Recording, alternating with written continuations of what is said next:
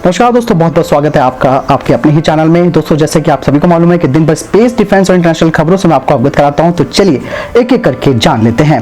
दोस्तों, यहाँ पे सबसे पहली और सबसे बड़ी खबर की बात करते हैं तो वो भारत और अमेरिका को लेकर आ रही है। दोस्तों, लगातार भारत और अमेरिका के बीच रक्षा संबंध जो है वो बढ़ते जा रहे हैं। आप सबको ये बात मालूम है और लगातार अमेरिका भारत को अपने अत्याधुनिक हथियार देने का मन बना चुका है। भले इसके पीछे उसका अपना कोई व्यक्तिगत स्वार्थ भी है, जो कि ये दर्शाता है कि वो भारत में अपनी सबसे बड़ी मार्केट को भी ढूंढ रहा है और भारत काफी बड़ा रक्षा सौदा अमेरिका के साथ कर रहा है। फॉरेन पॉलिसी मैगजीन में अमेरिकी अधिकारियों और संसद के सहयोगियों के इंटरव्यू के आधार पर एक रिपोर्ट में कहा गया है कि अमेरिकी राष्ट्रपति डोनाल्ड ट्रंप का प्रशासन भारत और चीन के बीच सीमा पर हिंसक झड़प के मद्देनजर भारत में हथियारों की बिक्री को बढ़ाने की योजना पर काम कर रहा है, जिससे अमेरिका और चीन के बीच तनाव का एक और मुद्दा खड़ा हो जाएगा। इस मैगजीन के अधिकारियों के हवाले से कहा गया है कि अमेरिका ने हाल ही के महीनों में भारत को नए हथियारों की बिक्री की योजना तैयार की है, जिसमें सशस्त्र ड्रोन जैसे उच्च स्तर के हथियार प्रणाली और उच्च स्तर की टेक्नोलॉजी शामिल है। राष्ट्रपति डोनाल्ड ट्रंप ने आधिकारिक रूप से उन नियमों में संशोधन किया है जो भारत जैसे विदेशी भागीदारों के लिए सैन्य स्तर के ड्रोन की बिक्री को प्रतिबंधित करते थे। रिपोर्ट में ये कहा गया है कि इससे अमेरिका को सशस्त्र ड्रोन की बिक्री पर विचार करने की अनुमति मिलेगी, जो पहले उनकी गति और पेलोड के कारण प्रतिबंधित था।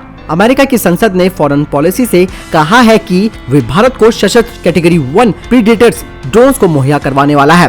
साथ उन्होंने बताया कि MQ-1 प्रीडेटर ड्रोन करीबन 1000 पाउंड से अधिक के बम और मिसाइलें ले जा सकता है। यानी कि यहाँ पर दोनों तरीके से जो अमेरिका है वो चाल खेल रहा है। एक तो भारत चीन के बीच सीमा विवाद है और जिसको लेकर अमेरिका यहाँ पर भारत के साथ जो रक्षा संबंध बना रहा है वो उसकी कूटनीति का हिस्सा है। दूसरा, यहाँ पर भारत को अत्याधुनिक हथियार मिलेंगे, लेकिन इसमें भारत का खर्चा भी बहुत ज्यादा होने वाला है और बेहतर तरीका यही है कि भारत को अपने सशस्त्र ड्रोनों पर काम करना चाहिए और अपने रुस्तम 2 को भी विकसित करना चाहिए और उसे भी आर्मर्ड बनाना होगा। दोस्तों, अमेरिका एक ऐसा देश है जो किसी का हित नहीं देखता है। वो इस वक्त चीन से चिढ़ा हुआ है और यहाँ पर उसको मुद्दा मिल गया है भारत चीन के बीच सीमा विवाद का, और जो हिंसक झड़प हुई थी उस सबको एक कैटेगरी बनाकर वो भारत के लिए अपने सशस्त्र ड्रोनों की पेशकश कर रहा है। दोस्तों, आप कितना सहमत है अमेरिका के इस हथियार बिक्री योजना से और जो वो लगातार बढ़ाने की कोशिश कर रहा है? आपको क्या लगता है,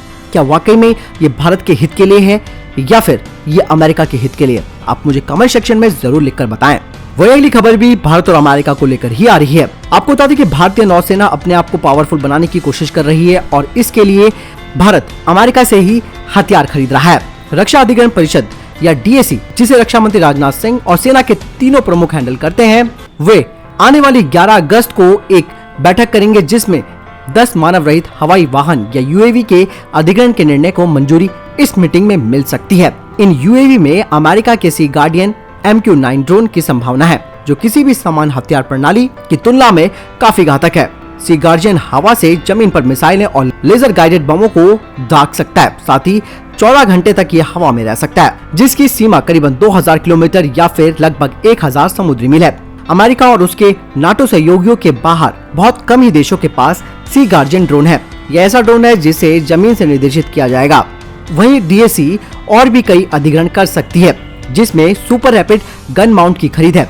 ये मध्यम दूरी के एंटी शिप और एंटी एयरक्राफ्ट गन है, जिसमें 76 mm के शेल्स हैं। इसके अलावा नेवल यूटिलिटी हेलीकॉप्टर के निर्माण के लिए रणनीतिक भागीदार को भी चुनना है। यह हेलीकॉप्टर्स चेतक हेलीकॉप्टर्स को बदलेंगे और ये 111 हेलीकॉप्टरों का सौदा है, जिसमें कई विदेशी निर्माता इस टेंडर की दौड़ में है। ये करीबन 20,000 करोड़ रुपए का सौदा है, जो काफी लंबे समय से अटका हुआ है। इसके अलावा INS सिंधु घोष, जो कि रशियन मेड सबमरीन है, उसकी भी रिफिटिंग की जाएगी। इसके अलावा जो 35 साल पुराने ओल्ड वेसल्स हैं, उन्हें भी रिफिट किया जाएगा। अगली खबर की बात करते हैं तो ये खबर भारत के लिए काफी इंपॉर्टेंट है, क्योंकि अब यहाँ पर बात आ रही है स्वदेशी हथियार प्रणाली को बनाने के साथ साथ उन्हें बेचने को लेकर, ताकि अंतर्राष्ट्रीय बाजार में भारत का जो एक्सपोर्ट है हथियार के क्षेत्र में वो आगे बढ़ सके। और इसके लिए करीबन $5 बिलियन का सैन्य निर्यात लक्ष्य रखा गया है, जो कि गवर्नमेंट टू गवर्नमेंट सौदे के तहत होगा। आपको बता दें कि भारत 2025 तक सालाना $5 बिलियन के सैन्य निर्यात के महत्वाकांक्षी लक्ष्य को पूरा करने के लिए केंद्र सरकार के सरकारी सौदों को प्रोत्साहित करेगा। इसके अलावा जो अनुकूल विदेशी देश हैं, उनकी जो लाइन ऑफ क्रेडिट है उनमें भी संशोधन किया जाएगा, ताकि वे ऋण ले सकें, खास करके हथियारों के लिए। इसके अलावा निर्यात की रणनीति को बढ़ाने के लिए ऑर्डिनेंस फैक्ट्री बोर्ड ने मसौदा नीति में अगले 5 सालों के भीतर निर्यात से अपना राजस्व का 25% प्राप्त किया है। हालांकि लक्ष्य को पूरा करना काफी मुश्किल भी होने वाला है, विशेष रूप से उन सार्वजनिक उपक्रमों के लिए जो अपने एकमात्र ग्राहक के रूप में भारतीय सशस्त्र बलों पर निर्भर हैं। आपको बता दें कि रूस और अमेरिका जैसे शीर्ष निर्यातक देश जो कि हथियार में नंबर 1 और नंबर 2 पर आते हैं, उनके द्वारा इस्तेमाल किया जाने वाला मॉडल भारत यहां पर इस्तेमाल करेगा। साथ ही नई नीति के तहत रणनीतिक विचारों के अधीन घरेलू स्तर पर निर्मित रक्षा उत्पादों को सरकार से सरकारी समझौतों को और क्रेडिट या फंडिंग की लाइनों के माध्यम से बढ़ा भी दिया जाएगा। आपको बता दें कि भारत जिन हथियारों को मुख्य रूप से एक्सपोर्ट करेगा उनमें ब्रह्मोस क्रूज मिसाइल, आकाश वायु रक्षा प्रणाली, तेजस लाइट कॉम्बैट एयरक्राफ्ट और स्वदेशी रूप से निर्मित हेलीकॉप्टरों की एक श्रृंखला है। अन्य उत्पादों में टॉर्पीडो, फास्ट अटैक क्राफ्ट और कई नौसेना प्रणाली भी शामिल है। 5 बिलियन के लक्ष्य को प्राप्त करना एक कठिन कार्य है और इसे देखते हुए पिछले साल भारत का निर्यात करीबन $1.2 बिलियन आंका गया था और ऐसे में अनुमान लगाया जा रहा है कि भारत आने वाले समय में एक बड़ी छलांग भी लगा सकता है। यानी कि दोस्तों भारत पूरी तरीके से यहाँ पर कमर कस चुका है कि हमें विदेशों पर निर्भरता को कम करना होगा, क्योंकि विदेशी देश भारत से फायदा उठाना चाहते हैं और ऐसे में भारत जो हथियार निर्माण कर रहा है उनको अब एक्सपोर्ट करना चाहता है, वो भी बड़े स्तर पर, और जिसके लिए भारत अमेरिका और रूस का जो मॉडल है उसी को अपनाकर अपने हथियारों को आगे अन्य देशों को बेचेगा। दोस्तों यहाँ पे अगली खबर की बात करते हैं तो वो आ रही है state of the art military equipments को लेकर। लद्दाख में अभी भी भारत और चीन दोनों आमने सामने हैं और इसके खत्म होने की संभावना के बारे में कोई आसार अभी नहीं दिखाई दे रहे हैं। भारतीय सेना को संयुक्त राज्य अमेरिका से 73,600 716 असॉल्ट राइफलें मिलेंगी। रक्षा मंत्रालय की service capital acquisition plan categorisation higher committee के द्वारा इसे मंजूरी दे दी गई है, जिसमें शीर्ष सैन्य अधिकारी और ब्यूरोक्रेट शामिल हैं। राइफलों की कुल लागत करीबन 800 करोड़ रुपए है। ये 6 फायर राइफल पहले से खरीदी गई 72,400 असॉल्ट राइफलों के अतिरिक्त हैं। आपको बता दें कि ये राइफलें ये सुनिश्चित करने के लिए योजना के हिस्से के रूप में आई हैं कि पैदल सेना नियंत्रण रेखा के साथ साथ जम्मू और कश्मीर के अंदर आतंकियों के खिलाफ बेहतर तरीके से लड़ सके। लाइट मशीन गन की एक खेप पहले ही खरीदी जा चुकी है। इसके अलावा स्नाइपर राइफल और क्लैशनिकोव असॉल्ट राइफलें भविष्य में निर्मित की जाएंगी। भारत एक नए कार्बाइन के लिए भी बातचीत कर रहा है, जिसकी पैदल सेना को तत्काल आवश्यकता है।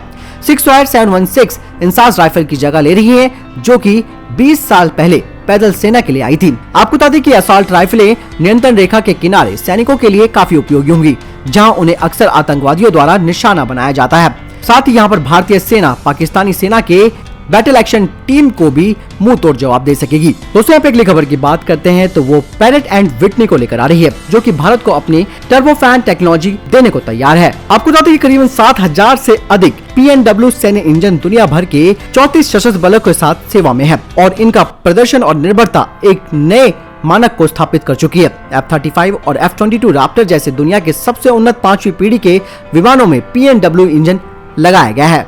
आपको बता दें कि दशकों से PNW ने अपनी साझेदारी एयरलाइंस के लिए भारत में MRO क्षमता की स्थापना भी की है। भारतीय अपनी वायुसेना के आधुनिकीकरण कार्यक्रमों के लिए साथ ही भारतीय नौसेना के लिए कुछ प्लेटफॉर्मों को अपग्रेड करने की प्रक्रिया में है। आपको बता दें कि PNW इंजन के president and country head Ashmita Shetty ने कहा कि भारत PNW के लिए एक मुख्य बाजार बन गया है और हम अनुसंधान, आपूर्ति श्रृंखला और निरंतरता में भागीदारी वाले निवेश के माध्यम से अपने संबंधों का निर्माण जारी रखेंगे। हम अपनी इंजीनियरिंग और सोर्सिंग की जरूरतों के लिए प्रमुख भारतीय आपूर्तिकर्ताओं जैसे सीनेट और SCL के साथ काम कर रहे हैं। हम भारत के बाजार के लिए गहराई से प्रतिबद्ध हैं और सरकार के कार्यक्रमों के साथ गठबंधन भी कर रहे हैं, जिससे make in India, skill India और स्टार्टअप इंडिया शामिल है और अपने निवेश को हम आगे बढ़ाना चाहते हैं। उन्होंने ये कहा कि हमारे इंजन वर्तमान में इंडियन एयरफोर्स के C-17 बेड़े और उनके प्लैटस PC-7 ट्रेनर विमानों को पावर देते हैं। साथ ही उनका कहना है कि हम देश में अपने हितधारकों के साथ प्रमुख प्लेटफॉर्मों पर किसी भी आवश्यकताओं को पूरा करने और साझेदारी पर विचार करने के लिए काम करने को तैयार हैं। भारत में एक जटिल जेट इंजन विनिर्माण इकोसिस्टम स्थापित करने में कई चुनौतियां हैं। हम भारत सरकार की हालिया घोषणाओं का स्वागत करते हैं और उनके सकारात्मक प्रभाव के बारे में भी काफी आशावादी हैं।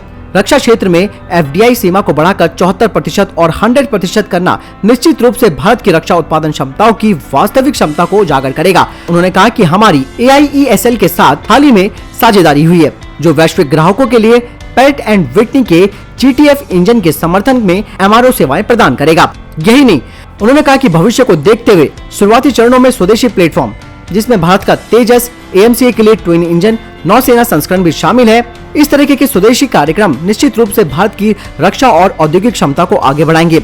इंजन का प्रदर्शन और विकास किसी भी नए प्लेटफॉर्म को आगे बढ़ाने के लिए महत्वपूर्ण कंपोनेंट है और BMW में हम अपने ग्राहकों के साथ किसी भी अवसर के साथ जुड़ने के लिए तैयार हैं और लंबे टाइम तक हम उनके साथ काम करने को तैयार हैं। तो दोस्तों ये थे अभी तक की टॉप डिफेंस और स्पेस अपडेट्स। वीडियो के संबंध में कोई प्रश्न जवाब या आपका कोई सवाल है, आप जरूर मुझे कमेंट सेक्शन में लिखकर पूछ सकते हैं। इस वीडियो के लिए इतना ही, मिलता हूं नए वीडियो के साथ, तब तक के लिए अपना ख्याल रखिएगा। जय हिंद, जय भारत।